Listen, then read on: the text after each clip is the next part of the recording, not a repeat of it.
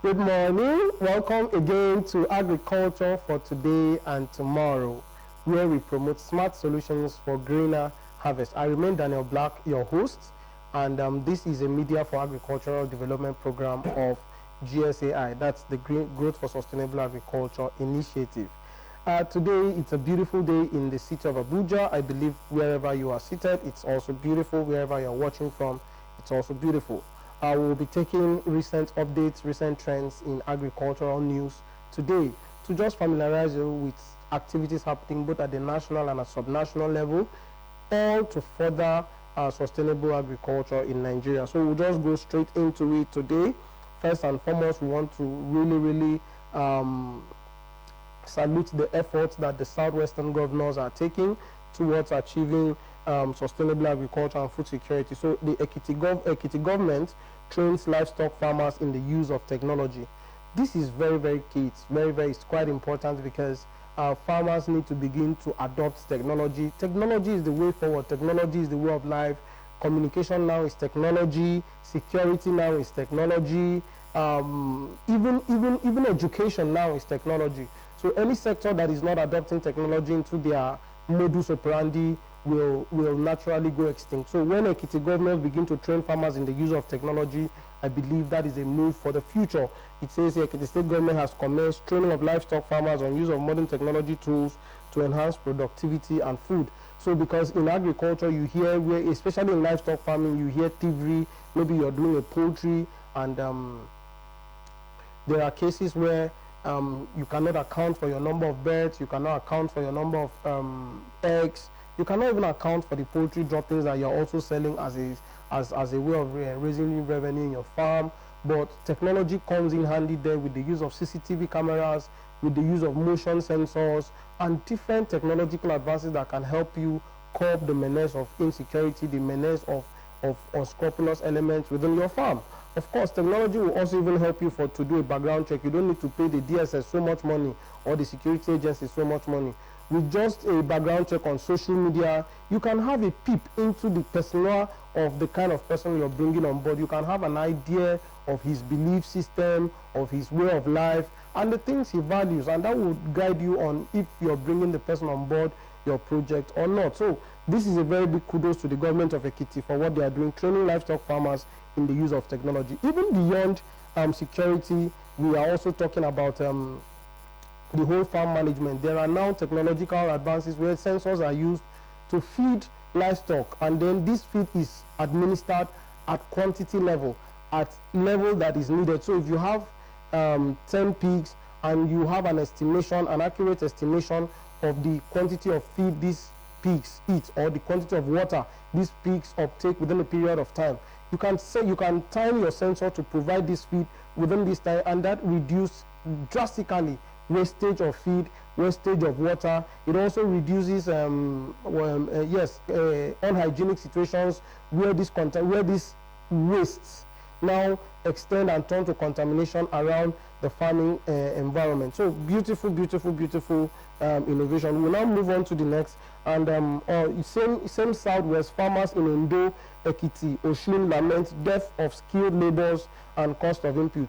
Yes, in as much as this news is emphasizing Ondo, Ekiti, and Osun, I think this is a national issue. There has been death of skilled labor. Yes, because I think the new generation, there are very few members of the new generation of, should we call them the Gen Zs, that are uptaking farm skilled, that are uptaking skills in the farm sector, labor skills in the farm sector. So these days it is hard to find someone that you want to come and make hips for you.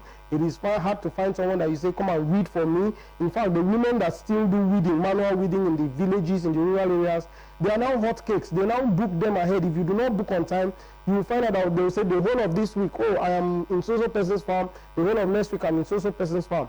So there is shortage of skilled labor in the agricultural sector, and this may signal the end of drudgery. This may signal the end of manual labor in the agricultural sector, the end of that era, and then people will begin to incorporate technology.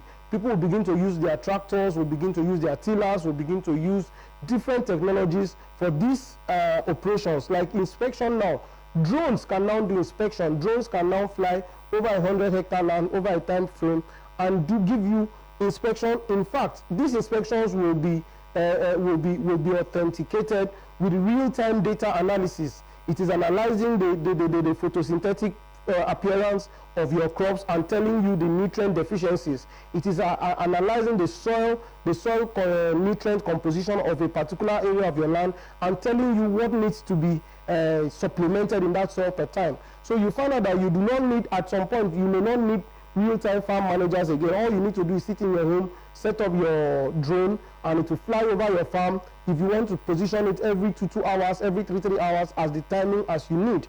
And then you sit back at your timing and watch these movements, and you will see, in fact, one of the things that used to be challenges with manual supervision is you can supervise the external of the farm, and you do not know that harvest has started in the middle of the farm. You do not know that people are pilfering and harvesting the middle of the farm up and until if you are not able to walk into the farm. And of course, if you are human, you cannot do so much. You cannot walk through a 20-hectare farm, every angle of it. But drones can do that, right?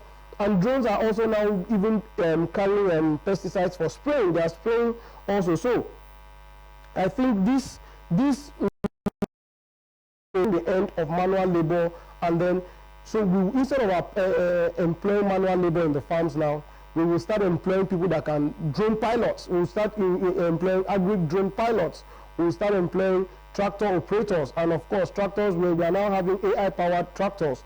We will start employing sensor installers, the drip irrigation installers. Those are the people who will now be employing to work in our farm, rather than having people that come with shovel and hoes and do all sort of things in the farm.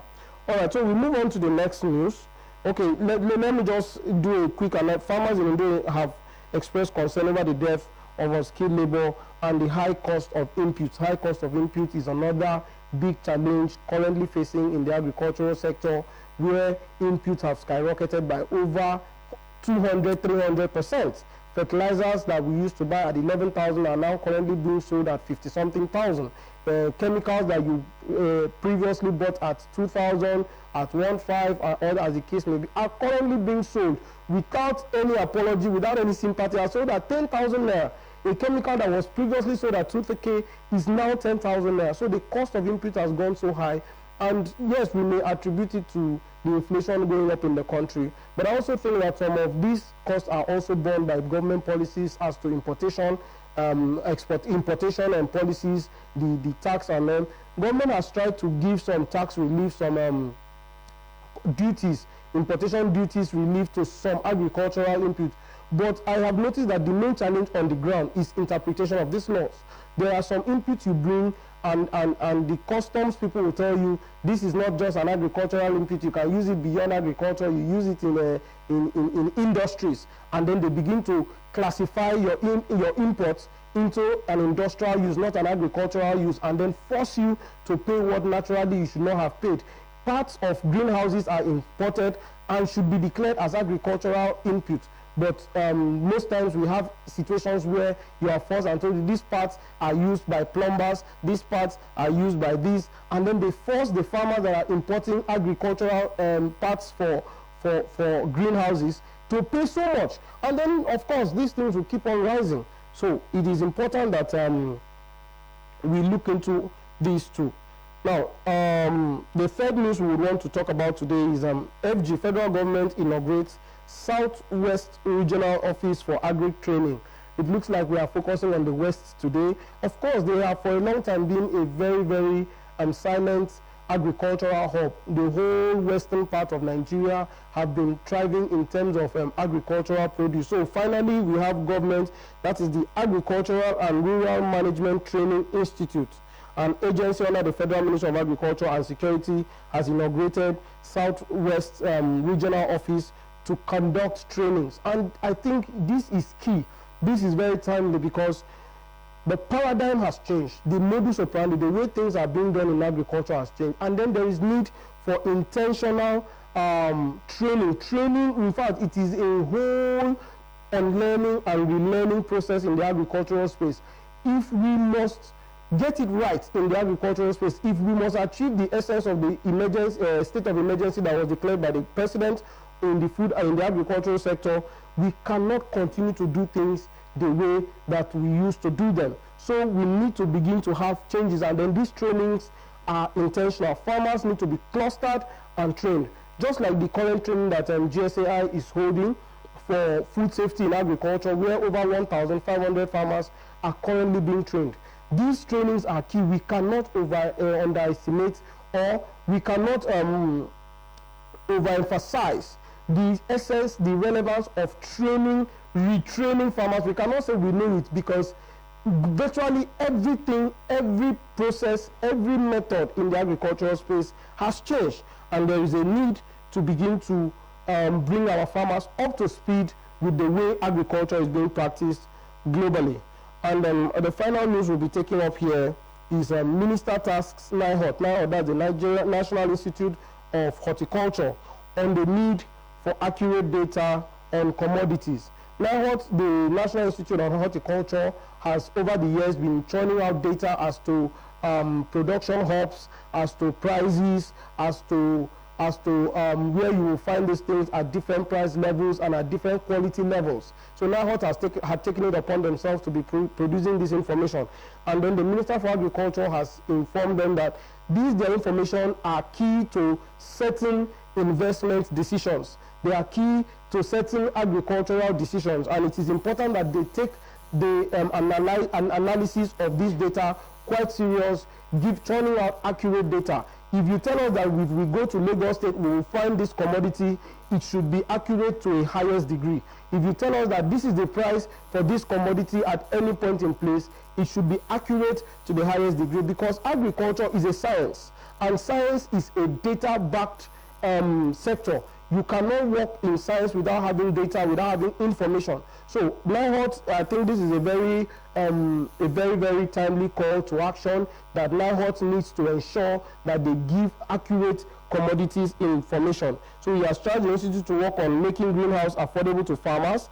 That's the Minister of State for Agriculture and Food Security, Dr. Aliyu. And I hope that NIHOT will take that into consideration. And finally, let me just take this because this is a news from the north. We have been taking the news from the west all over since we started. Zamfara farmers trained in climate smart agriculture.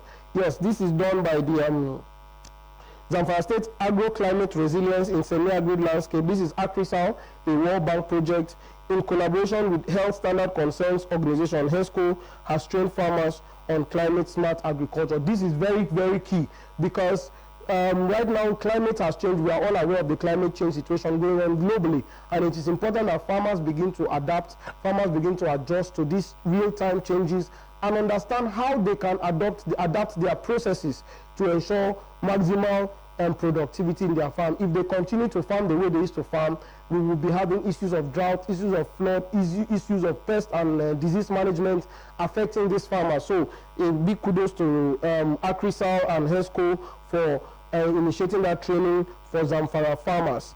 This is all we can take on the news on agricultural updates for today. I hope you've heard something that has inspired you to join the trend, the need to ensure food security in Nigeria. This is Agriculture for Today and Tomorrow, where we promote smart solutions for greener harvests. I remain Daniel Black. Join us on our social media to ensure that you continue the conversation. What news have you heard in agriculture? What news do you know in agriculture that I have not mentioned today? You can put it on our social media and we'll continue the conversation. Thank you, and see you in the next episode.